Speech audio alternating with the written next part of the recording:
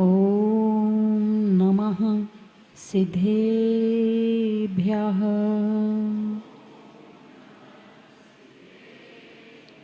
ओम नमः सिद्धेभ्यः।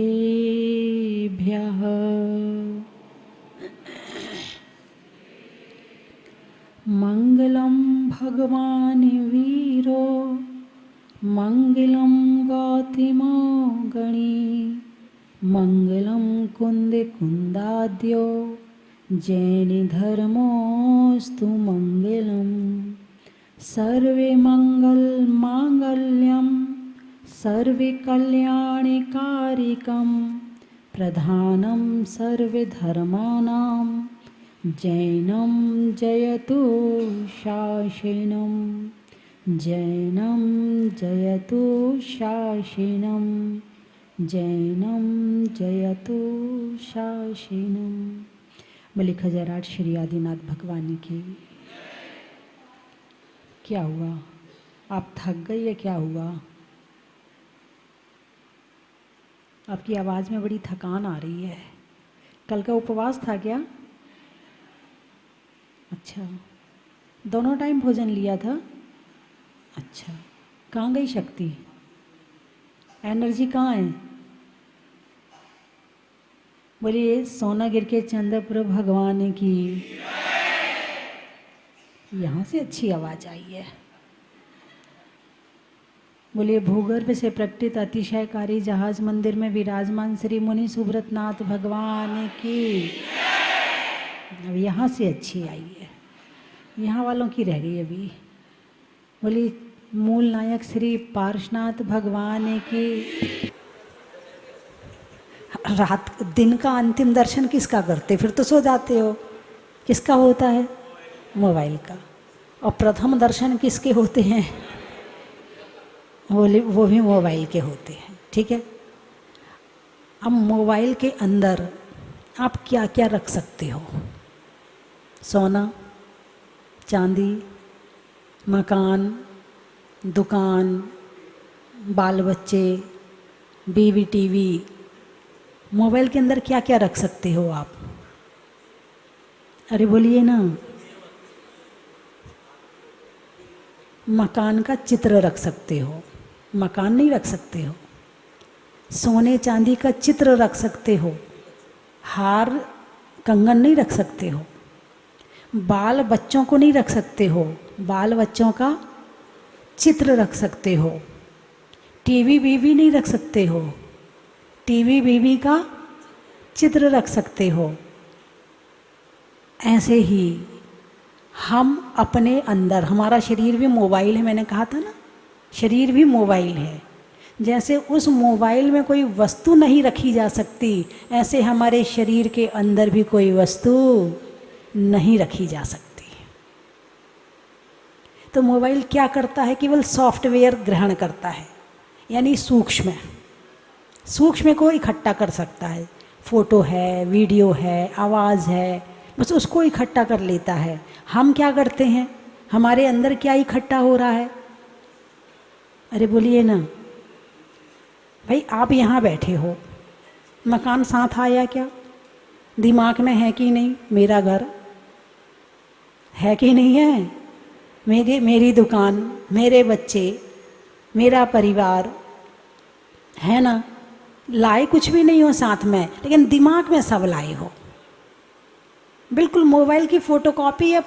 हमारे शरीर की फ़ोटोकॉपी मोबाइल है, कहीं कोई अंतर नहीं है। हाँ, आप मोबाइल से इन सब की व्यवस्था बना सकते हो, इनके अंदर नहीं रख सकते हो। ऐसे ही हम इस शरीर से, इस दिमाग से इस दुनिया की व्यवस्था बना सकते हैं। इससे ज़्यादा कुछ भी नहीं कर सकते हैं। जब मोबाइल खराब होता है तो जितना उसका मैटर होता है वो उड़ जाता है, और जब तुम इस दुनिया से दूसरे जन्म में जाते हो, फॉर्मेट हो जाता है, सारा मैटर डिलीट हो जाता है ना? लेकिन नहीं, हमारे साथ जाता है। वो कैसे जाता है? वो कर्म रूप परिवर्तन होकर के जाता है।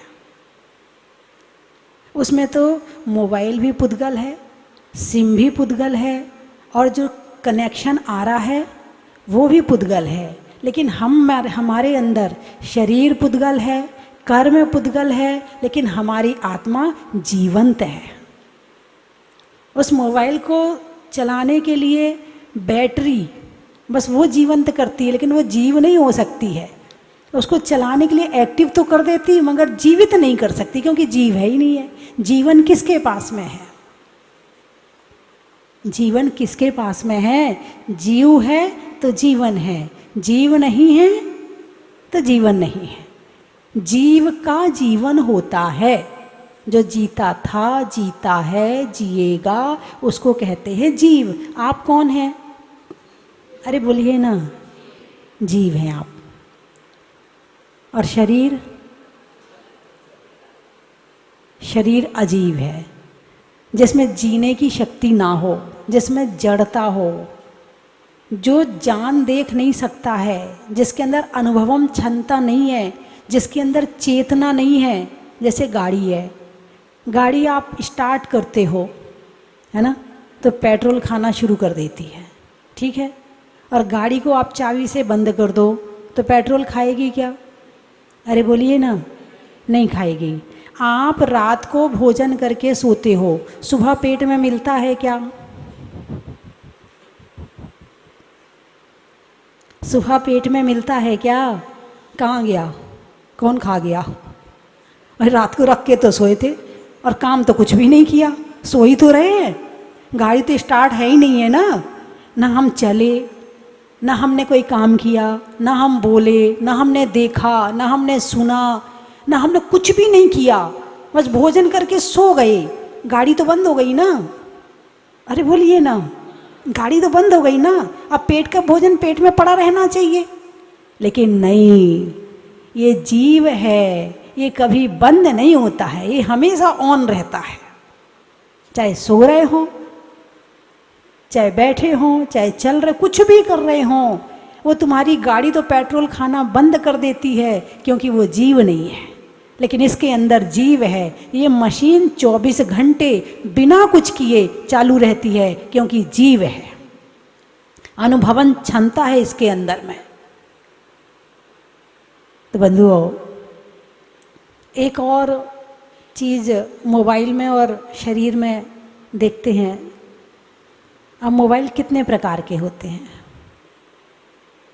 अरे बोलिए ना, जापान का मोबाइल, अमेरिका का मोबाइल, चाइना का मोबाइल, भारत का मोबाइल, सब अलग अलग जगह के, लेकिन सबके अंदर फंक्शन, अरे बोलिए ना, फंक्शन सबके एक से, सॉफ्टवेयर सबके एक से, चलाने की सिस्टम सबका एक सा, फोटो खींचने के लिए जो आँख लगी है वह सब में एक जैसी है कि नहीं है? ऐसी चाहे जापान का मनुष्य हो, चाहे चीन का हो, चाहे चाइना का हो, चाहे अमेरिका का हो, सबका सिस्टम एक।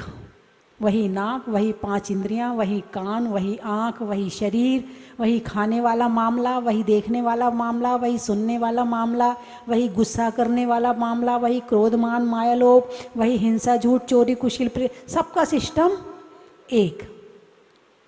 अब शरीर सबके, किसी का छोटा, किसी का बड़ा, कोई गोरा, कोई काला, कोई लंबा, कोई चौड़ा, कोई हल्का, कोई भारी। ये सारी चीज़ मोबाइल में होती हैं कि नहीं होती हैं? हैं? कोई मोबाइल छोटा, कोई बड़ा, कोई हल्का वाला, कोई भारी वाला, कोई काला, कोई नीला, कोई हरा। वही शरीर तो एक जैसा हो सकता है, शरीर में कहीं कोई दिक्कत नहीं है, लेकिन आत्मा के भाव एक हो जाएं तो मामला अच्छा हो जाए। यदि अंतर कहीं पैदा होता है तो भावों में पैदा होता। और शरीर तो सबका ही एक सा है, कहाँ से देखते हैं सब? अरे बोलिए ना, जितनी दुनिया के लोग हैं कहाँ से देखते हैं? आँखों से देखते हैं। और जो त्रियंच हैं वो कहाँ से देखते हैं? आँखों से देखते हैं। सुनते कहाँ से हैं सब? सबका सिस्टम एक, चारों गति का सिस्टम एक है, चारों गति का, चाहे देवता हो, चाहे नारकी हो, चाहे पशु हो, चाहे मनुष्य हो, सबकी संरचना मशीन वही है। मशीन में कहीं कोई अंतर नहीं है। हाँ, थोड़ा सा अंतर और हो जाता है।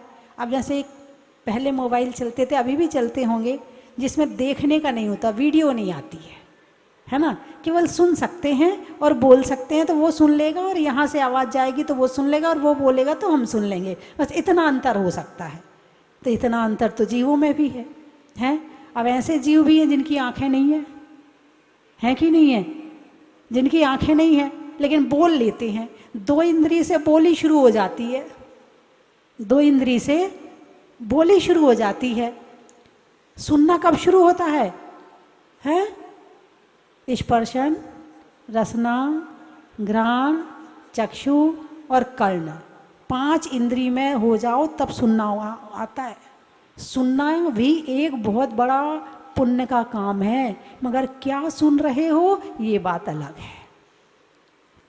सुनने की जो क्षमता मिली है वो 5 इंद्री को मिली है।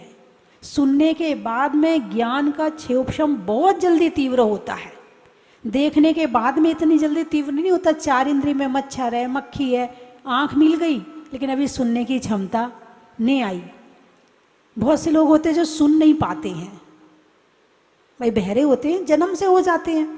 वो किसी किसी के कान की मशीन खराब जन्म से मिलती है, उनका कर्म का उदय ऐसा है। इंद्री तो मिल गई मगर मशीन सही नहीं है। कान तो मिल गए लेकिन खराब मिले हैं। अब खराब कान मिलने से ये हुआ कि वो सुन नहीं पाता है। अब जो सुन नहीं पाता है वो बोल भी नहीं पाता है। बात समझ में आई कि नहीं आई? जो बहरा होता है वो गूंगा होता है। बहरे में बोलने की ताकत तो है मगर उसे ये ही नहीं पता है कि बोलना क्या है, क्योंकि उसने आज तक कोई आवाज़ सुनी नहीं है। अब कानों से आवाज़ सुनाई पड़े तो हम आपको बताएं कि ये अनार का है, ये आम का है। जब तक कानों से सुनेगा नहीं तो समझेगा कैसे? कानों से सुनेगा नहीं। अब तो बहुत सारी सिस्टम आ गए हैं कि जो बहरे हैं उनकी भाषा अलग है। अब तो विज्ञान बहुत आगे बढ़ गया है, लेकिन वास्तविकता में और मूलतः देखा जाए तो जो सुनता नहीं है वो समझता भी कम है। लेकिन अब तो मोबाइल ने सबको होशियार कर दिया है। सबके हिसाब के मोबाइल आ गए हैं। जिनको आँखों से नहीं दिखता उसका मोबाइल का अलग सिस्टम है, जिसको कानों से सुनानी पड़ता उसका मोबाइल का सिस्टम अलग है, उसकी न्यूज़ अलग है। सब चीज़ अब तो इंसान बहुत होशियार हो गया है। होशियार हुआ है बाहर की तरफ, अंदर की तरफ नहीं हुआ है। अंदर की तरफ हो जाए तो शांति शांति आ जाए। बाहर इतना होशियार होने के बाद भी सुख और शांति कम होती जा रही है। मोबाइल आ गया, लोग मोबाइल से जुड़ गए। पहले लोग आपस में जुड़े होते थे। क्या? पहले लोग आपस में जुड़े होते थे, अकेले नहीं रह सकते। किसी न किसी की ज़रूरत है तो ज़रूरत में इंसान एक दूसरे के लिए वो भाई तुम हमारी सहायता करो, हम तुम्हारी सहायता करेंगे, तो ज़रूरत के हिसाब से जुड़ के रहते थे। अब आ गया मोबाइल, हमें तुम्हारी कोई ज़रूरत नहीं है, हम अकेले रह सकते हैं। अब अकेले रहना शुरू हो गया। पहले लोग अकेले नहीं रहते थे, भरा पूरा परिवार होता था। अब तो वो 2 मियाँ बीवी साथ रह लें वो भी बहुत बड़ी बात है। दोनों के पास मोबाइल है। बोलना मत मेरे से, अपना काम करो। हाँ, डिस्टर्ब मत करो मुझे, सीरियल देख रहे हैं। अब बीच में कुछ मांगना मत, अभी सब सामान चाहिए, हमारा सीरियल आ रहा है। यानी इस मोबाइल ने अपमान करवाना शुरू कर दिया। बच्चों को माँ बाप से दूर कर दिया।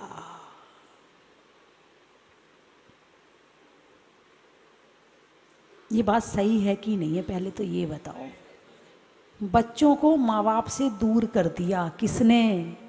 मोबाइल ने। दिन भर बच्चे अपने स्कूल में रहते हैं, दिन भर अपने पढ़ाई लिखाई में रहते हैं, शाम को घर आते हैं तो मोबाइल चाहिए।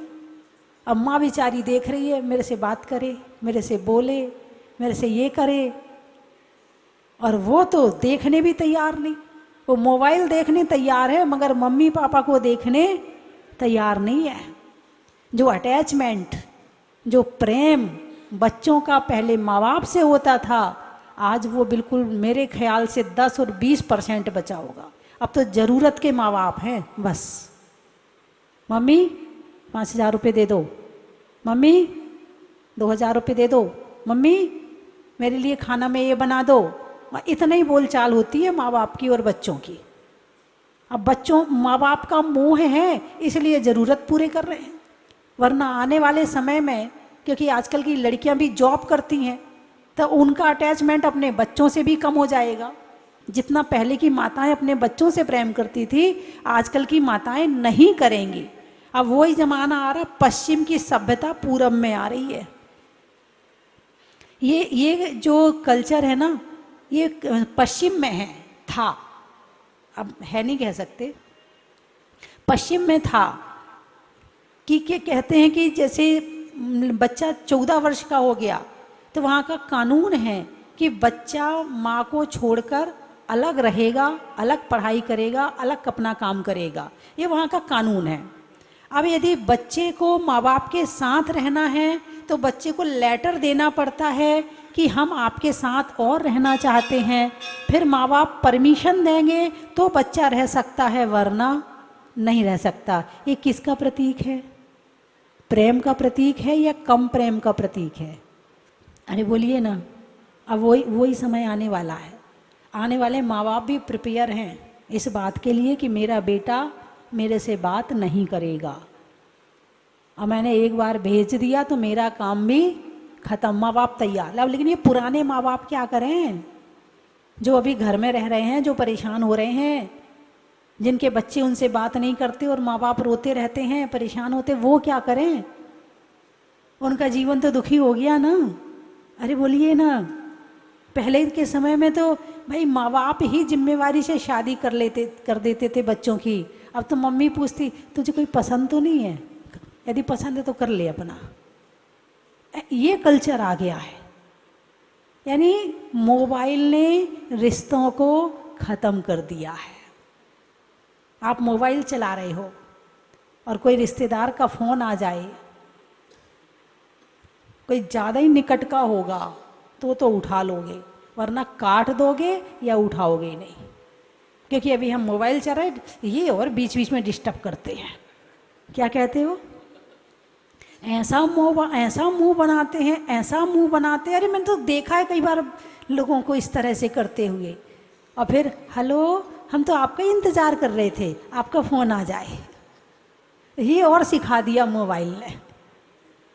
पहले तो कह रहे कि कहाँ से इनका फ़ोन आ गया, और अब कह रहे हैं हम आपका ही इंतज़ार कर रहे थे। झूठ बोलना, मायाचारी करना, क्रोध करना, लड़ाई करना, झगड़ा करना है, छल कपट करना किसने सिखा दिया? आज मोबाइल ने सिखा दिया। ये मोबाइल नहीं है, ये पाप का डिब्बा है, एक कषाय का डिब्बा है। आप मानो या ना मानो।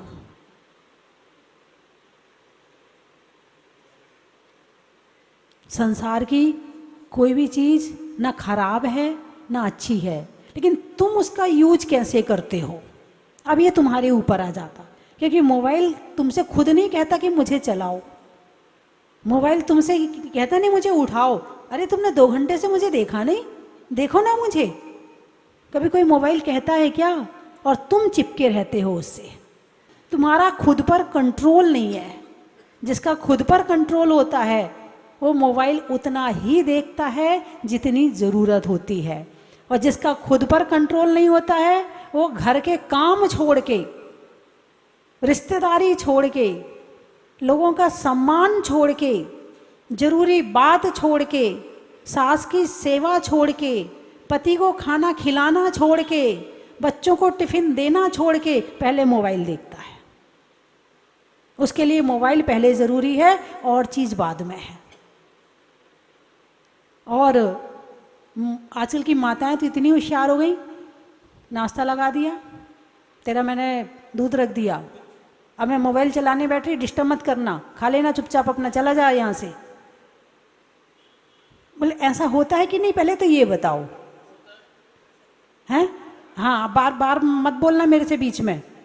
अपना ये रखा है। अब वो चाहे ठंडा हो रहा, बच्चा खा रहा नहीं खा रहा, पति देव खा रहे नहीं खा रहे, कोई मतलब नहीं, उन्हें तो केवल मोबाइल से मतलब है। कई बार तो पत्नियां आती हैं, बोले माता जी इनसे कहो थोड़ी बात मेरे से भी कर लिया करें। हाँ हाँ सच कह रही हूँ। बोले दिन भर तो अपने दुकान में रहते हैं और शाम को आते हैं तो मोबाइल में लग जाते हैं। एक तो बोली माता जी ये गेम बहुत खेलते हैं, इनका गेम छुड़वाओ। यानी मोबाइल ने आज इंसान को अकेला कर दिया। पहले कहते थे कि समाज के बिना नहीं रह सकते, परिवार के बिना नहीं रह सकते, और आज कहता है कि मैं सबके बिना रह सकता। किसने शक्ति दी उसको? और मोबाइल देख के दिमाग कौन सा शुद्ध हो जाता है, कौन सा अच्छा हो जाता है? क्या देखते हो?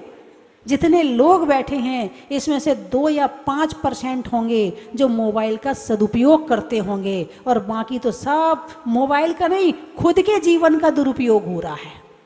मोबाइल क्या है? मोबाइल को क्या फर्क पड़ रहा है? तुम कुछ देखो, गंदा देखो, अच्छा देखो, उसे क्या फर्क पड़ रहा है? फर्क पड़ रहा है इस आत्मा को, फर्क पड़ रहा है हमारे विचारों को, फर्क पड़ रहा है हमारे भावों को, फर्क पड़ रहा है हमारे कर्म को, फर्क पड़ रहा है हमारे भविष्य को, फर्क पड़ रहा है हमारी आंखों को, हमारे कान को और हमारे दिमाग को जो खराब हो रहे हैं।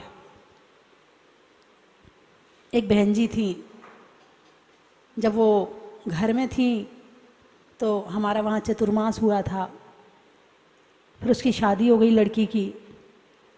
फिर एक दिन आई तो बोले माता जी ये तो सुबह ऑफिस चले जाते हैं, रात को आते हैं। मैंने कहा तुम क्या करती हो दिन भर? बोले मोबाइल चलाती हूँ। क्या करती हूँ? मोबाइल चलाती हूँ। मैंने कहा ऐसे कितना मोबाइल चलाते हो? बोले जब तक आँखों के आगे अंधेरा ना छा जाए तब तक चलाती हूँ। हाँ यही शब्द थे उसके यही शब्द थी। बात जयपुर की है। बोले जब तक आँखों के आगे अंधेरा ना छा जाए तब तक मोबाइल चलाती हूँ। अब बताओ, मोबाइल चला के पहली बात तो मिलता क्या है ये देखो आप। कितना आपका जीवन उत्कृष्ट बना, कितने आप गुणवान बने, कितने आपके अंदर गुण पैदा हुए, कितने आपके अंदर नम्रता आई, कितना आपके अंदर में नए नए गुणों का विकास हुआ। क्या हुआ आपके अंदर? कोई भी काम करने के पहले आप फायदा देखते हो, तो मोबाइल चलाने के पहले भी फायदा देखो ना। किसी से रिश्ता बनाते हो, इससे क्या फ़ायदा है? फ़ायदा हो तो रिश्ता बनाए, नहीं तो ना बनाए। भाई दोस्त बढ़िया हो, होशियार हो, कुछ मिलेगा उससे तो उसको दोस्त बनाए, वरना क्यों दोस्त बनाए? बोलिए हाँ या ना? देखते नहीं देखते? मोबाइल चलाने के पहले भी फ़ायदा तो देखो कि इसको चलाने के बाद फ़ायदा होगा कि नहीं होगा। यदि फ़ायदा नहीं होगा तो फिर मोबाइल क्यों चलाना? अरे बोलिए ना तो पैसा मिल रहा, ना गुण मिल रहे, ना उसमें हमें कोई ऐसी चीज़ मिल रही कि जिससे हमारा विकास हो सके, और बस चलाए जा रहे, उंगली घुमाए जा रहे। वो मोबाइल हमारे जीवन के शरीर को खराब कर रहा है, मन को खराब कर रहा है, भावों को खराब कर रहा है। उस मोबाइल की जगह इस मोबाइल को सुधार लो, इस मोबाइल को देख लो। ये जीवन ही एक मोबाइल है। अरे इस जीवन को अच्छा बना लिया तो वो मोबाइल तुम्हारी फ़ोटो खींचेगा, ठीक है? दूसरा खींचेगा, तुम नहीं, दूसरा खींचेगा। और यदि इस मोबाइल को अच्छा नहीं बनाया तो खुद ही खींच के डालते रहो, कोई नहीं देखने वाला। ऊपर से ये कहेगा सारे दिन फोटो पे लगा रहता है, इसकी तो हर घंटे डीपी चेंज होती है, इसकी तो हर घंटे वो क्या होता है, एक और चीज़ क्या होती है, स्टेटस चेंज होता है। ये तो मोबाइल पे लग रहा, पागल कहीं क्या निकल। और ज़्यादा होगा तो तुम्हें उसमें से वो क्या कर देते हैं, डिलीट और कर देंगे। ये दिन भर अपनी फ़ोटो डालता है, इसकी फ़ोटो देखने को मोबाइल है क्या मेरा? बोले हाँ या ना? यदि अच्छा काम होगा, गुणवान बनोगे तो ये मोबाइल तुम्हारी फ़ोटो खींचेगा, वरना इस मोबाइल से तुम डिलीट कर दिए जाओगे। अब तुम्हें क्या करना है ये तुम देख लो। यदि तुम्हारे अंदर गुण हैं तो तुम्हें सर्च किया जाएगा। क्या? तुम्हें सर्च किया जाएगा। और तुम्हारे अंदर गुण नहीं है तो तुम्हें 1 मिनट में उंगली से ऊपर कर दिया जाएगा, और ज़्यादा होगा तो डिलीट कर दिया जाएगा। इस मोबाइल को चलाने से क्या हो रहा है, आप इसका जरूर निर्णय करें कि इस मोबाइल को चलाने से मुझे क्या मिल रहा है, मेरे गुणों में कितनी वृद्धि हो रही है, मेरे ज्ञान में कितनी वृद्धि हो रही है। हाँ, तत्वार्थ सूत्र पढ़ें, मेरी भावना सुने, भजन पढ़ें, उसमें आप और भी पांडव पुराण हैं, पद्म पुराण हैं, और भी उसमें वर्णन है, उसके प्रवचन है, वो सुने। तो इससे कम से कम आत्मा में शांति तो आएगी, कम से कम पाप से तो बचे रहोगे, कम से कम पाप में तो नहीं जाओगे, कषायों से तो बचे रहोगे कि अपना लगा लो और अपना काम भी करते रहो, मटर भी छीलते रहो, सब्जी भी बिनारते रहो, और पद्म पुराण भी सुनते रहो। आज धर्म करना जितना सरल है, इसके पहले धर्म करना इतना सरल नहीं था। पहले के समय में यदि एक साधु कोटा में आ जाए तो आसपास के गांव के लोग पैदल भाग भाग के आते थे, वो महाराज आए हैं, उनके प्रवचन होने वाले हैं। पैदल, गाड़ियां भी नहीं थी, पैदल भाग भाग के आते थे दर्शन करने के लिए। और अब ये साधु संत तुम्हारे मोबाइल में उपलब्ध हैं, और तुम उन्हें सर्च भी नहीं करते हो, तुम उन्हें देखते भी नहीं हो, तुम उन्हें सुनते भी नहीं हो। एक समय था जब लोग भाग के आते थे, अब पास में आ गए तो तुमने उनकी कीमत खत्म कर दी। बंधुओं, मैं आपकी बुराई नहीं कर रही, आपको मेरी बात का बुरा तो नहीं लग रहा? अरे बोलिए ना, क्यों नहीं लगा?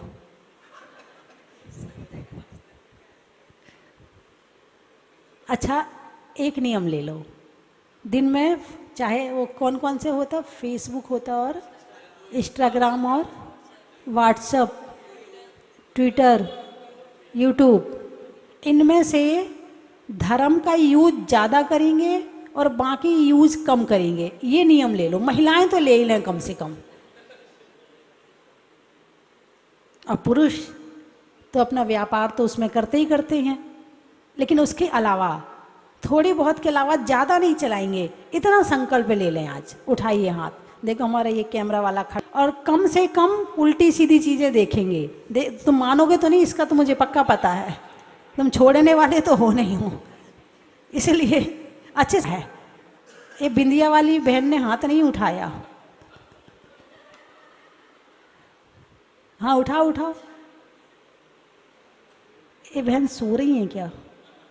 हाँ, सुबह रात को नींद नहीं आई होगी, ठीक है। और पीछे वाले जो खड़े हैं, तुम्हारे हाथ तो बहुत ऊंचे आएंगे, भैया पीछे तो कैमरा लेके जा। अरे आपका तो जमाना ही नहीं है, आप तो ना भी चलाओ तो भी चल जाए। बहुत से लोग कहते बोले माता जी हमें चलाना नहीं आता। मैंने कहा बड़े पुण्यवान हो, बड़े पुण्यवान हो जो चलाना नहीं आता उन उसमें से।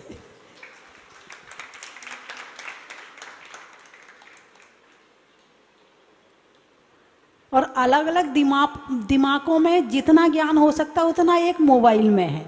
इंजीनियर का ज्ञान मोबाइल में, सीए का ज्ञान मोबाइल में, बच्चों की पढ़ाई मोबाइल में, डॉक्टर का ज्ञान मोबाइल में, डॉक्टर की मशीनें मोबाइल में, सब कुछ मोबाइल में आ गया है। अब इसमें से तुम्हारा भला किस में है, बस उतना यूज़ कर लो, उससे बाकी को छोड़ दो। सारा संसार तुम खरीद नहीं सकते हो, और खरीद के करोगे भी क्या है। तो जितना अपना काम का है उतना ले लो, है ना। तो मोबाइल में और शरीर में काफ़ी समानताएं हैं। तो जैसे मोबाइल को सोच समझ के चलाना है, ऐसे इस जीवन का उपयोग भी सोच समझ के करना है, तो ये जीवन भी अच्छा बन जाएगा। वरना तो मामला जो हो रहा है सो फिर हो ही रहा है। शरीर में दिल का, चूहे में बिल का, और मोबाइल को सावधानी पूर्वक चलाने में मोबाइल का, चलाओगे ना? अरे बोलिए ना। आज वाला प्रवचन भी दोबारा सुन लेना, और जब भी तुम्हारा मोबाइल ज़्यादा चलने लगे तो फिर सर्च करके फिर सुन लेना, मिल जाएगा। हम भी मिल जाएंगे मोबाइल पे, चिंता ना करो। पारस चैनल भी मिल जाएगा मोबाइल पे, उसकी भी चिंता ना करो। आप सर्च तो करो, भगवान भी हैं, साधु संत भी हैं। तुम खोजते नहीं हो, खोजते वही हो जिससे पाप होता है। ठीक है, तो आज आप सबके, हम सबके लाडले, जैसे आप कहते हैं ना ओम बिरला को सबके लाडले विधायक, ऐसे ही हम सबके लाडले विनोद जी हैं। और लाडले भी तभी हैं कि आपकी सेवा इस समाज को अतुलनीय है, तुलना नहीं कर सकते। आज जो पारस चैनल चल रहा है, और तो चलो कोटा वाले कोटा से लाभ ले रहे हैं, जहाजपुर वाले जहाजपुर में अध्यक्ष बने तो वहाँ पर लाभ मिल रहा है, लेकिन पारस चैनल का लाभ तो पूरी दुनिया को मिल रहा है। कितने लोग इससे पुण्य कमा रहे हैं, कितने वृद्धों को जीवन में जान आ रही है और अपना जीवन अच्छे से जी पा रहे हैं। तो उस समय आपने हिम्मत करी, और आपके अंदर एक बात है कि साधु संतों की बात मानने की। बस एक सबसे बड़ा गुण इनके अंदर यही है कि जो साधु ने कह दिया ठीक है। चिन्मय सागर जी महाराज ने कहा चैनल खोलना है, जी महाराज इतने लाख रुपए लगाने हैं। कितने लाख? आज से 15 साल पहले 50 लाख लगाए थे, और उस समय ये नहीं पता था चलेगा नहीं चलेगा। उन्होंने कहा महाराज ने कहा है तो लगाना है, ये नहीं सोचा कि बस महाराज ने कह दिया तो चलो करना है। और आज उस पारस चैनल के माध्यम से कितनी जिन धर्म की प्रभावना हो रही है। जिनवाणी चैनल तो बाद में आया है, पहले तो पारस चैनल ही आया है, फिर बाद में और चैनल आए हैं, लेकिन जिनवाणी पारस चैनल सबसे पहले आया है। और पारसनाथ भगवान के चरणों में बैठे हुए हैं। तो बंधुओं, कोई अच्छा काम करे तो उसे धन्यवाद दे करके अनुमोदना जरूर करनी चाहिए। 5 तारीख को केशवरायपाटन में अतिशयकारी मुनीश्वरनाथ भगवान के सानिध्य पालमूल में बैठ करके हमें भक्ति करनी है। 2 तारीख को ध्वजारोहण रहेगा प्रातःकाल। 3 तारीख को महामस्तकाभिषेक, जो कि 2500 साल में पहली बार होने जा रहा है केशवरायपाटन के क्षेत्र का। इसके लिए जन्माभिषेक के कूपन बनाए गए हैं।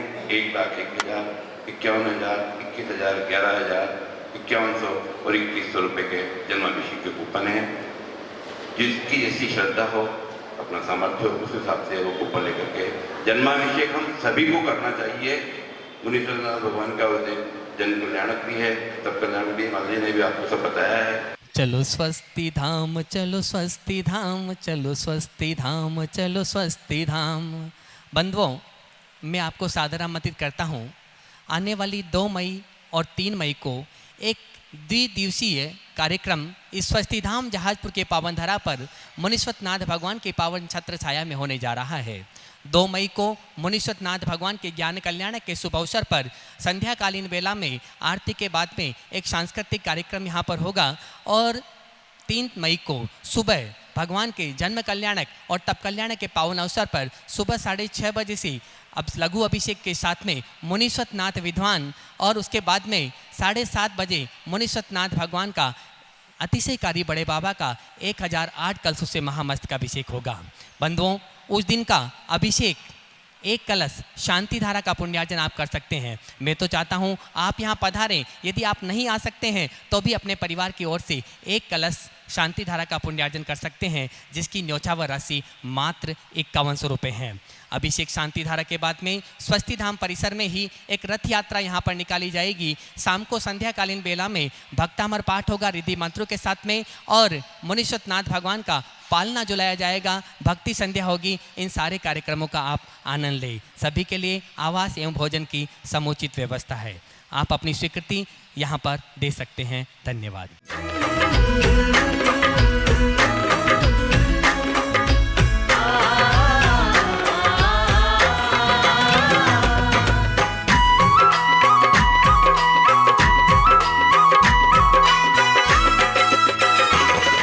कंचन की थाल को सजाओ रे आज, रत्नों की थाल को भर लाओ रे आज। आओ आओ करे रे गुणगान आरती भगवन की। आओ आओ करे गुणगान आरती भगवन की। आओ आओ करे रे गुणगान आरती भगवन की।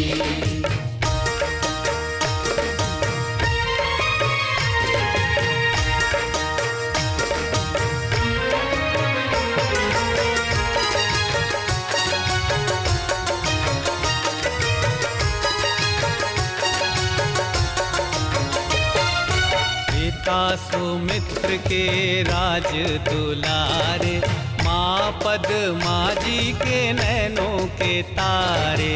पिता सुमित्र के राज दुलारे, माँ पद्मा जी के नैनों के तारे।